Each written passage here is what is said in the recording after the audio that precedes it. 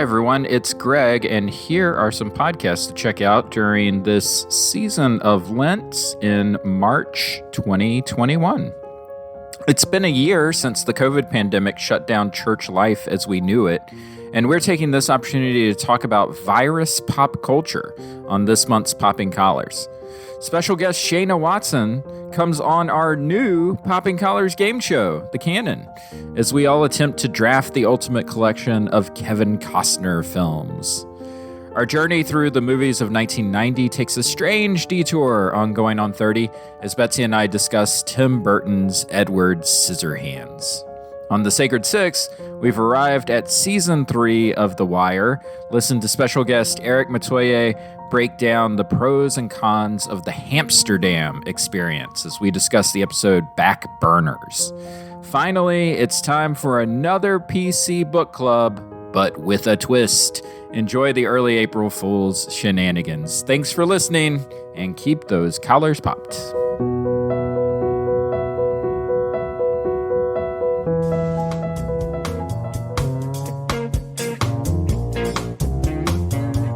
It's like Butchie says, conscience do cost. This is Sacred Six.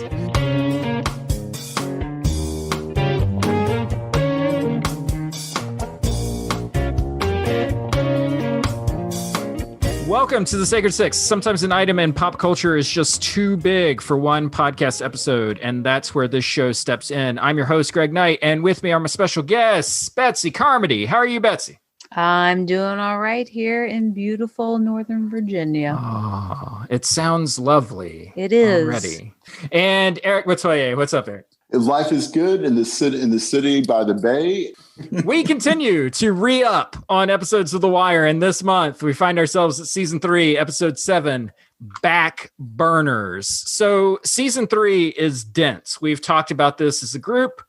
We decided we've got to do 2 episodes from Season 3. We can't just get away with just one episode. So Eric, I'm going to turn to you and ask you, tell us everything we need to know about Hamsterdam. This is one of my favorite seasons because the major for this district, Bunny, has realized that he is playing a game of statistics. And the commissioner and everyone's telling him, you've got to get your murder rate down. And the only way he knows how to do this, because he can't tell people not to kill each other, was to say, I'm building you a free fire zone called Amsterdam, a section of a neighborhood of Baltimore that is abandoned. The kind of place where people have power cords running from building to building to give themselves electricity because the power has been shut off and the streets are dark at night. And Amsterdam is a place where if you want to run drugs, if you want to do sex trafficking, the cops are there to make sure that there's no bloodshed and everything else is on the table. It's the brown bag. It is the brown bag. If you want to drink your liquor, you put it in a brown bag and the cops keep on walking past. It's your New Orleans Go Cup. That's right. Exactly. Yep. What is our best scene from Back Burners? You know, I bounced between 2, so I'm going to go with one that I'm going to describe right now, which is Bubbles walking through Amsterdam. Yes. In the middle of the night. And I had to see it twice because I needed to turn the lights off, like all the lights off in the front half of our house, to be able to see it because it's almost shot as in natural light. So you see shadows and figures. And he's selling, what is he? He's selling T-shirts. Tees. 3 for $5. Tees. I got them tees. White, 1 for 3, 2 for 5.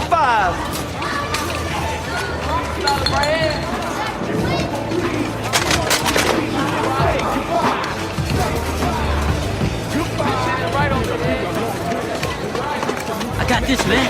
$5. No. Thank you. It's only $5. Thank you.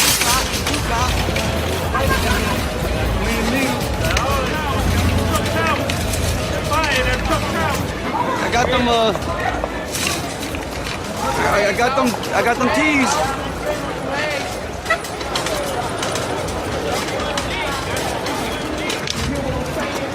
Red top. Got the red top. Rockefeller, got those Rockefellers, hey!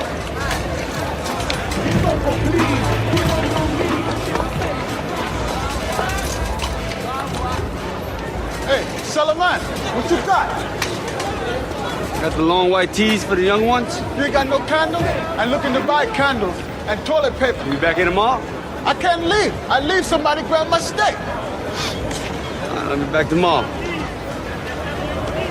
But you see shadows. Shadows doing their business. Shadows selling drugs. Shadows selling sex. And shadows just hanging out. Shadows gathered to be shadows in the corners. Children, babies. That's exactly it. There's a whole life going on in the dark because there's not even electricity. Give me some candles. Need candles. And this is the part I remember, that a shadow comes up to Bugs and says, do you have toilet paper and do you have candles? Mm-hmm. And Bugs' reply is, you going to be here tomorrow? I got nowhere to go. I'll be back. I can't leave. I'll lose my steak.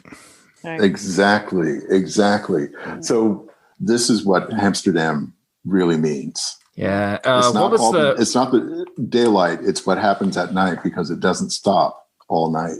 What's the line that the deacon has?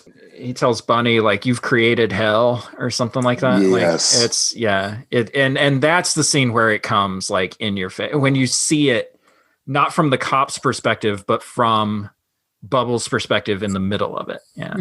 Because you even later have Carcetti walk through it after he spends that day with Bunny, seeing like all the dry corners and all the, the being able to have like a really functional district town hall meeting to then taking him over to Amsterdam. But that is in the daylight. He doesn't even see it at night. Amen. Because you got to see him, because the great idea of Amsterdam is lived out at night. And that's when you're walking into one of Dante's circles. Well, it's a scene that gets us to our big idea, which I had for this episode as being the bishops. And I don't necessarily mean the way that Amsterdam is going to become a model for how to treat people on a street level. Because, for instance, when the deacon does identify it as hell, he also starts to move in social workers who are able to dispense condoms, who are able to dispense clean needles, who are able to get people help that they need. So Amsterdam also has this kind of social good that comes with it as well, which sounds a little weird to say. What I have is that this is our bishops episode. And the thing about a bishop is that the bishop comes at things from different angles. The bishop comes at you diagonally, and you don't always see the bishop coming. And I think that there's something to be said about Bunny Colvin's approach to the drug war. How can you mess with the game? What does Amsterdam and what does this episode of Back Burners show us about someone who decides to play the game differently from how it's supposed to be played? Carcetti's coming at a different angle. I think Marlowe starts his rise in this one, coming from another angle, building his own soldiers and his game, his allegory is racing pigeons, and keeping the drakes and the hens and the little squabs, the babies, all separate, because he comes at the game from a different angle. And Dennis, who meets with the deacon in this episode, he said, "Is it Cuddy?" He's like, "Yeah. No, it's not Cuddy anymore. It's Dennis." And so he tried the game again and said, "I can't do it." So now he's going to still try to help those kids that are on the street in Amsterdam and have them have a boxing place and a place where they can be all that aggression, all that stuff. Yeah, I mean, you've got several instances of that in this episode. You've got Carver buying the basketball goal and establishing a new commerce, right? So they don't need hoppers anymore to stand on the corner and tell people when 5-0's coming. So he's introducing new concepts into Amsterdam. And the other one that I think is worth noting is when McNulty and Kima have Bodie dead to rights with a G-Pack in his car. And he's like, no, I'm going up to the free zone. And they're like, what are you even talking about? Yeah, when you start messing with the game, all of a sudden the rules that you learn to this point, they don't necessarily work anymore. You just grabbed the other episode I was going to talk about was explaining the new rules of the game from Bunny, Major Colvin, to McNulty, because Herc and company are trying to figure out Amsterdam. And then you got the first contact of all the cops who are outside Amsterdam. And we're talking about who's a pawn. And suddenly, like, no, this isn't right. You change the game again. Right. Beautiful example of the bishops. This is all coming out of people sideways from the wrong direction. And now we've got a new player, Carcetti. Yeah. Herc can't handle it. Herc can't handle it. He's designed to bust people's heads. That's who he is as a cop. He can't stand around and watch it. Yeah, he's essentially, he becomes his name. Herc is kind of like the name of that dog that, is just going after people. Or like the Incredible Hulk. Like you could have just called him Hulk, Hulk smash. Like that is what he does. Right. It's his job. Was Bunny right? I guess that's the ultimate question of this was this worth attempting? In the end, no. It does help the community. Just that hellscape. It's this in the way that when we get into when we talk about the kids at school, like, isn't this tracking? Isn't this like siloing kids into areas that then they're never going to expand past that? And so if we just siphon off and silo off the problems that we don't really want to deal with, then we never have true healing happening. I don't know. What do you think, Eric? I said yes, because he's recognizing reality. It's Major, you need to get your numbers down. Major's thinking to himself, I can't do anything about this. I'm busting heads. I'm cracking. I'm storming. I'm looking for stash houses. I'm busting heads. And people are still going to kill themselves. People are still going to sell drugs. People are still going to buy drugs. There's a system. There's a game, and I can't change it. But I will do this. So I'm saying he's right. But then there's what they used to teach us in seminary. You got to stay you can't be 3 steps ahead. You got to be 2 steps ahead, because 2 steps you can reach behind. He got 3 steps ahead and got ahead of the social workers. He got ahead of Herc. He got ahead of Boston. He got ahead of the dealers that they didn't know. Now that they have a free zone, they didn't know what to do. And that was the undoing. Because they needed social workers, they needed teachers, this was their chance to do things.